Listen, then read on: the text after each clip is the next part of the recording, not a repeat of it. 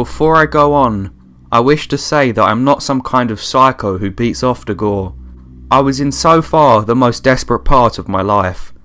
My girlfriend had just died from leukemia. I had infected sinuses which was very painful, and I was broke, so I couldn't afford the medication. I wasn't talking to either one of my parents, and on top of that, they were on the verge of separating. And to make this worse, the school year was ending, and due to all the stuff, I was failing miserably. I had never felt so suicidal in my whole life. I was mad at every single person around me. I spent a good 2 weeks in my room alone with my thoughts, and it drove me insane. I needed to feel alive again, to feel good. I already knew about the deep web and this thing called the Red Room, where you go to watch live broadcasts of people getting tortured, killed, raped and so on. I already knew about their gateway to the shadow web on the surface web, so I looked it up. The last time I visited, the fee was 0.3 bitcoins, but now it was one whole bitcoin. Damn those bastards, I thought to myself. On the page they left their deep web email for contact. I searched the email and it was from an anonymous host so that neither the sender or the receiver could be tracked down. I contacted them acting like a fool, saying how I wish to join, but I need some sort of evidence that they really are the Shadow Web administration, and that I'd need some proof of a screenshot of the broadcast. To my surprise, they replied quickly and of course weren't dumb, saying that only members can see. At the end they said, "You are invited to join us." I replied asking how I could join and whether the fee of 1 bitcoin is a lifetime membership, to which they said it was and sent me the address making the payment. Now, at the time, 1 bitcoin was 328 euros. I'm European. And I was already broke as fuck. I barely had 5 euros in my pocket. So I looked for a way to earn bitcoins on the deep web. It took me a couple of days to earn 1 bitcoin, after which I made the payment and waited. They didn't reply for 2 days. Fuck those motherfuckers, they tricked me. But on the 3rd day, they finally replied. They sent me a link to the website which contained about 1,000 letters and numbers along with my username and password. I followed the link to the site and logged in. A bunch of cams showed up, with a tech link having a photo of something going on in the background. I clicked on one of them, and a video along with a chat box showed up. On the video was a woman lying on a table with her legs and hands tied up open widely. The people in the chat box were discussing how good she looks and what they'd do to her. Then the chat box went all grey and one guy was able to type, which I assumed was a directory since he had paid additional money to be one. He was. He started saying things like, rip her clothes off, slap her, punch her in the face, rape her, cut her, break her arm, take her eyes out and do many more gross things. The man on the camera followed every single one of the orders until he eventually told him to burn her alive as slow as possible. The insane idiot that I was being, I enjoyed every single moment of watching how these shows went about and spent about 5 days doing so. One Friday evening, I got home dead drunk, so much so that I could barely walk. I'm not an alcoholic, I barely even drink, but the whole situation, as I mentioned earlier, made me do it. I looked at the framed photo of my dead girlfriend and cried for a good half an hour hugging the photo saying how much I miss her. Then for some reason I started to think, what would she say if she saw me watching all this crazy stuff? What would she think? I'm crazy, I'm a psycho. Right at that moment I realised how twisted I was for enjoying all that sick stuff I watched as well as what I did to get access to it. The idiot I was contacted the Deep Web administration, offending them mindlessly. Yet, I knew how dangerous the deep web was. After a minute or two they replied to me with my city, address, personal info and my mobile number. You know where I live? Come over and I will kill you just like you've killed those innocent people. You damn rats will get a taste of your own medicine in no time, I replied. Suddenly my phone rang. I answered it and a voice says, Stefan could easily end up on one of those shows and the blood would be on your hands. I'd choose my words wisely if I were you, cause if you don't, not even Maria will be able to help you. Stefan is my close friend, and Maria is my dead girlfriend. How the hell did he know of them? I thought that it had ended there, but no.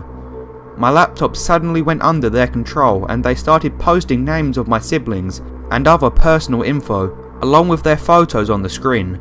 I freaked the fuck out and took the laptop battery out as well as my phones too. The next morning I told my parents everything from the start to the end, as this is the reason why I went insane. I formatted my hard drive, changed my IP address and got a new phone number and moved to a different apartment. I never told Stefan or any of my siblings about what had happened, and I don't plan to. It has been about 3 months now and everything seems to be fine. Things are getting normal again. My advice to everyone is no matter how hard your life is, don't try to find peace on the deep web, because things will only get worse. And if you really must, don't let your emotions get the better of you, or else you will put your life at risk as well as the others around you. Never ever will I go back on the deep web in my life, and for Maria, I strongly believe that regaining my sanity was you blessing me from above. I miss you.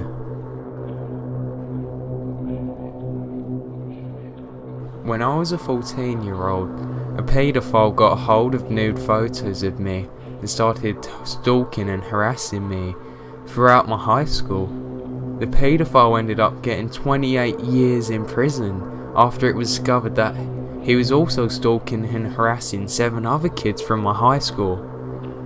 So, this is how my story begins. When I was a freshman in high school, I had a MySpace page. One evening I got a friend's request from some hot chick. She messaged me and after a little bit of talking suggested that we'd send each other nudes. Being the stupid 14-year-old I was thinking, fuck yeah, this is gonna be awesome. So I took a few pictures and sent them to her and got some back. Things were going great. Out of nowhere, I got a message on AIM from someone I didn't know, basically saying, hey, I have them naked photos of you. If you don't like to talk to me, I'm going to send them to everyone on your friends list. I started freaking the fuck out. I have no idea what I'm going to do, so I just started talking to him. At first, he tried saying he was a guy from my high school, a senior. He demanded that I get on the computer every night at 9 PM and talk to him, or else he was going to show everyone my nude photos. This goes on for a few weeks and things started getting progressively worse. By now, I know he's not from my high school. He's an adult, he's a complete psychopath. He also threatened that he was going to leak all my nudes onto the deep web. I wasn't really sure what it was at the time, but he told me if they got out there, they're going to be out there forever. There was nothing I could do. And he also said he's going to link it to a chain of other people on the internet. This was scary as fuck. One night, I was at a friend's house, and the only person at home was my sister. She calls me and says that some guy called the house, insisting to talk to me. And when she told him I wasn't home, he got very angry. A few nights later, I was not able to get onto AIM until like midnight, and the first message he sends me is saying, I've been sitting in front of your house, admiring your weird flags you've got outside your bedroom window. I freaked the fuck out. My mum always put up seasonal flags. We had some weird ones outside my bedroom and front door. Until this point, I hadn't told anyone about this guy. I was just hoping he could go away. I said, how the fuck did you get to find out where I live? He said, the deep web's an interesting place, you know. So I wake up my brother and tell him what's going on.